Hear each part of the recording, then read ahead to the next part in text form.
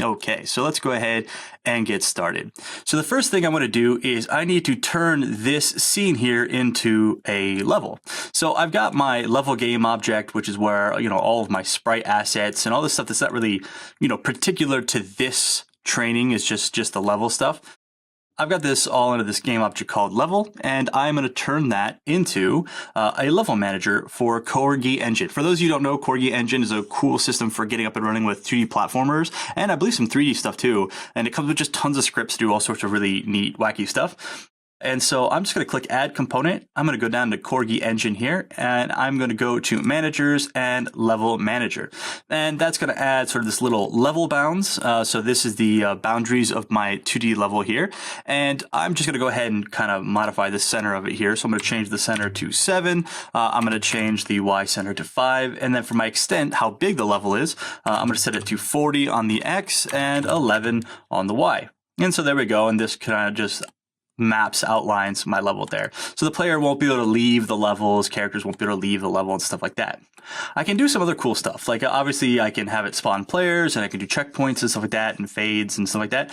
I could also make it one-way levels like the old Mario, right? So I could make it, you could only go to the right. And if you go to the left, you can only maybe take a couple steps before, it won't let you go that way anymore. You could even make it like, okay, if you try to go the wrong way, you just die, which is pretty extreme. So that kind of harshes my mellow. I'm not going to do that right now. But there is my level. Okay, level bounds, pretty simple there. And I also want to be able to control my character once I have one. And so I'm just going to go ahead and do this now. I'm going to add an input manager. So I'm going to go to Add Component, go down to Corgi Engine here. Then I'm going to go to Managers and Input Manager. Now there's nothing I need to do here. This is all set up. It's going to be looking for player 1 and just any of these settings here is going to auto detect a bunch of stuff and whatever. So pretty easy. Don't really have to do much with any of that. And that's just all sort of done. And now I can just move on. So that's my level. My level's pretty simple to set up here. And now I want to have a character. So I'm going to go down to my prefabs folder, and I've got this prefab called Ellen. Hi, Ellen. There she is. And Ellen has a sprite renderer and an animator on her already. And if I hit play, and I just come back, or I can actually see it in my game view. So she's just gonna idle animate, nothing special, doesn't do anything yet, just a sprite animation. They're pretty simple. And I want to turn this into a character, all right? And so usually there's a matter of character controllers and you're writing a lot of code to interact with your animations and jumping and crouching and wall climbing and all that stuff, all this code, all this whatever. Well, I'm not going to do any of that stuff. I'm pretty lazy. So I'm going to go to Add Component. I'm going to go down to Corgi Engine and I'm going to go to Character and then Core and Character. So now this is a Corgi Engine character. Its type is currently AI with some facing direction. It automatically finds the animator and stuff like that. But I'm not going to stop there. I'm going to go down to Auto Build Player Character because this is a player character. Click that. And then boom, it adds all this other stuff. Now, I'm not going to play around with that other stuff yet. I'm just going to play in my scene here. And then what we see is there's Ellen. She can crouch, she can run, she can jump, she can, I think, triple jump to start. Yeah, the default's like triple jump. And she can with that, if I don't have a crawling animation, but that would work there.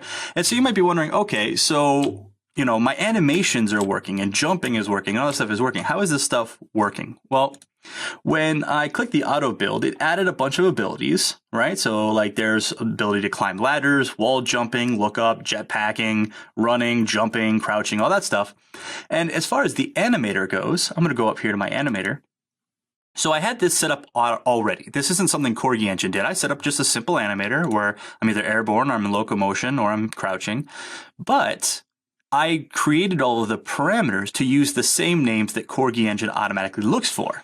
And since I've already used these parameters, which are the same names that Corgi Engine looks for, it automatically hooked into it, which was really cool. Now I could define new ones through Corgi Engine and all that stuff, but since I use these built-in ones, it just found my animator and made my character animate. I didn't have to really do anything with that, right? Which is pretty cool.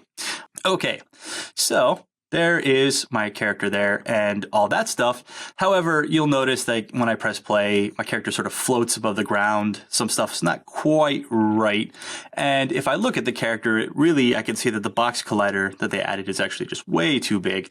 And so I need to make some modifications to make the character sort of work the way I want here. So I'm just going to go down through and sort of play around with some of these. All right. So first and foremost, for my box collider, I'm just going to modify these settings here. So I happen to know, what settings I like on this box collider here. So I'm going to do a 0 and a negative 0.12 for my offsets, and then for my size, 0.67 and 2. So there we go. So it'll just fit much more closely. And now I'm just going to come down here and just start turning off stuff that I don't need. So this character isn't going to have a weapon, so I'll remove that. I don't need to button activate. This character can't pause. I don't have any ladders. I don't want any wall jumping or wall clinging. I don't need to grip onto walls. I don't need to look up. I don't have a jetpack. Run and jump, I like those. Dangling, don't need to dangle. Don't need to dive, don't need to dash. Crouching is cool. I like crouching, so I'll come down here. The only thing about crouching is I don't want my character to be able to crawl, so a crouch is just a crouch. And then for horizontal movement, that's good. I want that. That's good. Then the level bounce, this is important because it, keeps me in the level. Also, what's neat is I could say, like, look, if you reach the bottom of your level, you die. Like, we'll just treat that as the floor is lava or whatever. Or maybe if you accidentally hit the ceiling, you could die or whatever, right?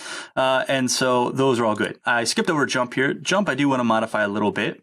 My jump height right now is some percentage of my character's height. I'm going to set that to 4.5. That got me the right kind of height ratio that Mario had. So just going to do that. I only want to be able to do one jump, and I only want to be able to jump when I'm on the ground.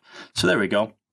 And I could choose are my jumps proportional and stuff like that. So there's a lot of control here, just a lot of really kind of cool stuff I can set on and off and do whatever. And so now I'll go ahead and hit play. And my character's collider will be much more like closely tied. I can jump up, it's pretty high, which is good, and then crouch down, and it's working pretty cool. Okay. So that is where I'm at with my character. My character is good to go. And like I said, I didn't have to do any coding or, really think a lot about these actions. I could create custom actions, but, there's a lot of built-in ones. So I'm just going to do that. Let's see here. Someone asked in chat, how easy is it to add new game mechanics for Corgi Engine? Really simple. Just the class you extend and you tell it what to do. I wrote a couple when I was playing around with it that interface it with Cinemachine. So it is pretty cool stuff. Someone asked about where the animator came from. The animator was already on this character. I had set up, I actually just grabbed it from the game kit. It already had an animator with animations. All I did was just change the names of the parameters so Corgi Engine would be able to find them. Someone said Corgi Engine only does platform. No, Corgi Engine can do top-down, platform, can do 3D. They can do all sorts of styles. It's really cool. So check that out. And finally is the camera orthographic. The camera is perspective, which is how we get this kind of, well, you can't see it now because the camera's not moving yet, but you will. There are these like foreground elements and background elements already in the scene that we're going to play around with. Oh, someone said, do you need to worry about the collider size shape if the character goes prone? Well, actually, so goes prone or crouches or whatever. If you look down to crouch, you can see change the collider size when you're crouched. So you can take care of that yourself.